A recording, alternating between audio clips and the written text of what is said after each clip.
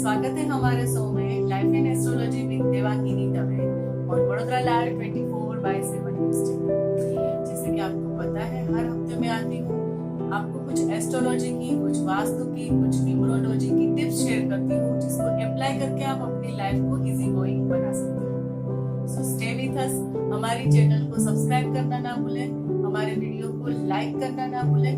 Video के अंत में ये कंटेंट और टॉपिक आपको कैसा लगा वो कमेंट बॉक्स में आप अपने व्यूज डालना ना भूलें और मैक्सिमम लोगों के साथ ये वीडियो शेयर करें। राइट? अच्छा, आज का जो टॉपिक है वो हमारा है वास्तु रिलेटेड और वो पूजा रिलेटेड है, पूजा स्थान। अच्छा, काफी सारी ऐसी चीजें होती है, वस्तुएं होती है जो पूजा घर में या पूजा के मंदिर में या पूजा स्थान में रखना काफी शुभ माना जाता है और काफी सारी चीजें ऐसी हैं जो रखना अशुभ माना जाता है। राइट?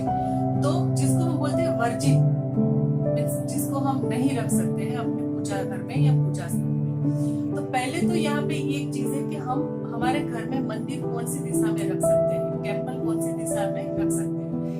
आप अपने घर में ईस्ट डायरेक्शन, ठीक है, जहाँ से सनराइज सूर्योदय होता है, ईस्ट डायरेक्शन में आप आपका पूजा का जो मंदिर है, पूजा स्थान है, वो रख सकते हो। अगर पूर्व दिशा में नहीं पॉसिबल है तो आप मंदिर जो है वो ईशान कोण, जिसको बोलते हैं नॉर्थ ईस्ट डायरेक्शन में रख सकते हो। राइट? तो ये चीज होगी।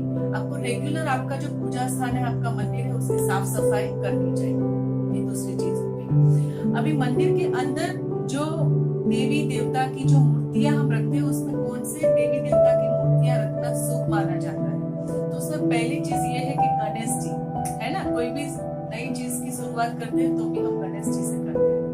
तो गणेश जी की जो मूर्ति है वो आप मंदिर में रख सकते हो, एक भी रख सकते हो, दो भी रख सकते हो। राइट?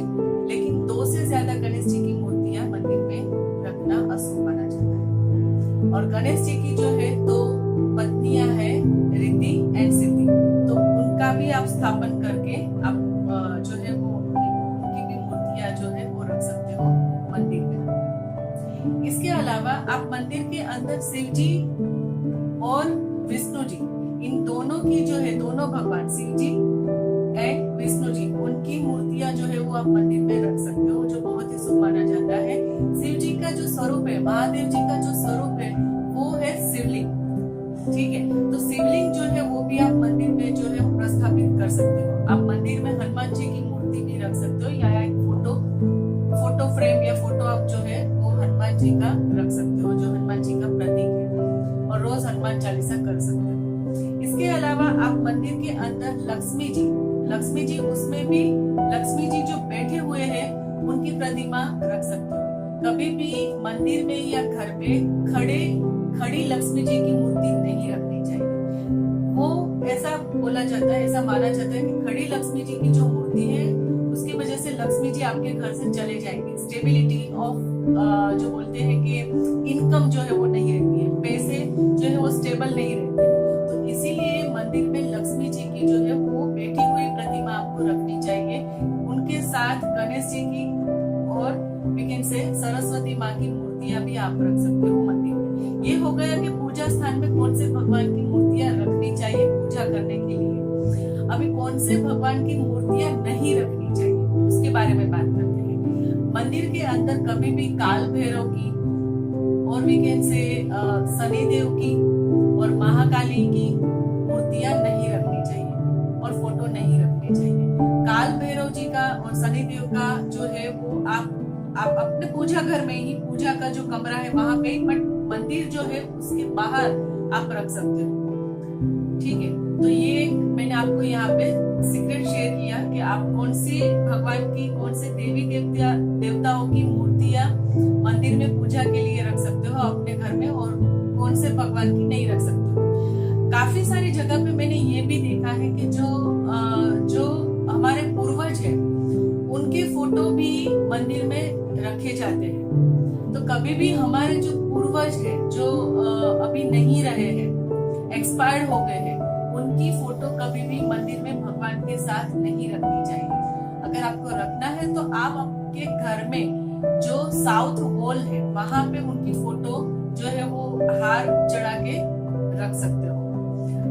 काफी जगह पे ये भी देखा गया है कि साधु संत जिनको हम मानते हैं, जिनको गुरु मानते हैं, उनकी फोटो या उनकी प्रतिमा जो है वो भी मंदिर में रखी जाती है। तो उनकी प्रतिमा भी आप जो है वो मंदिर में नहीं रख सकते हो। भगवान के इक्वल आप उनको, भगवान के समान स्थान पे आप उनको नहीं रख सकते हो। हाँ, कहीं और रख सकते हो, या मंदिर के बाहर, या आपका जो स्टडी टेबल है, या आप कहीं और घर में ड्राइंग रूम में वहां पे, या फिर आप नॉर्थ ईस्ट डायरेक्शन में वैसे आप रख सकते हो। इसके अलावा मैं आपको ये चीज बताना चाहती हूँ कि कभी भी शाम के दौरान घर में झाड़ू जो है वो नहीं मारना चाहिए, और घर को हमेशा साफ सुथरा रखना चाहिए। हमें हमेशा घर को नीट एंड क्लीन रखना चाहिए।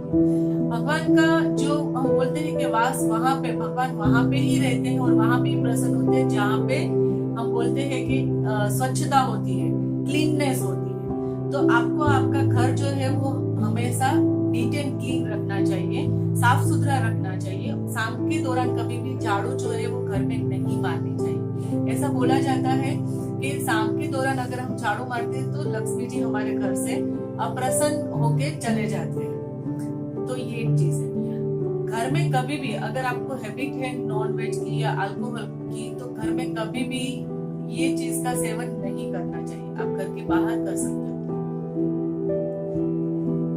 इसके अलावा कुछ चीजें जो मैं आपको यहाँ पे बताने वाली हूँ जो बहुत ही शुभ है और जो हमारे पूजा स्थान में होनी ही चाहिए कंपल्सरी। पहली तो चीज है जो दीपक हम जलाते हैं पूजा के टाइम पे, आरती के टाइम पे, वो मिट्टी का दीपक होना चाहिए। अगर मिट्टी का पॉसिबल नहीं है तो धातु का दीपक जो है वो आपके पूजा स्थान में होना ही चाहिए, जिसमें आप जो है वो दीपक जलाते हैं। इसके अलावा जो लक्ष्मी जी को बहुत ही प्रिय है वो है शंख, और शंख जो है वो समुद्र मंथन से भी निकला हुआ एक रत्न है। तो शंख का जो नाद है, शंख की जो ध्वनि है वो बहुत ही पॉजिटिविटी लेके आती है। तो जब भी आप पूजा करते हो, एक तो चीज कि आपको मंदिर में पूजा स्थान में आप शंख रख सकते हो, और जो शंख की जो ध्वनि है, आप जब भी पूजा करो तब आपको एक बार शंखनाद जो है वो दिन में करना चाहिए। जो शंखनाद की जो ध्वनि है वो घर में जो नेगेटिविटी है वो दूर करती है और पॉजिटिविटी लाती है। इसके अलावा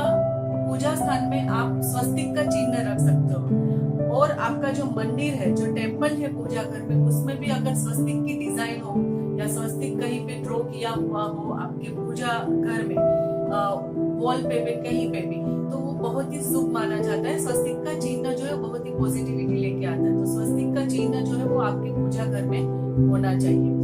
और मैं यहाँ पे एक चीज आपके साथ शेयर करना चाहती हूँ, जो कलश, जो भगवान को स्नान करवाने के लिए या शिव जी की पूजा के दौरान उनको अभिषेक के लिए जो हम यूज करते हैं कलश, है ना, उसमें भी तांबे का कलश जो हम यूज करते हैं वो बहुत ही शुभ माना जाता है। तो वो पूजा स्थान में होना चाहिए।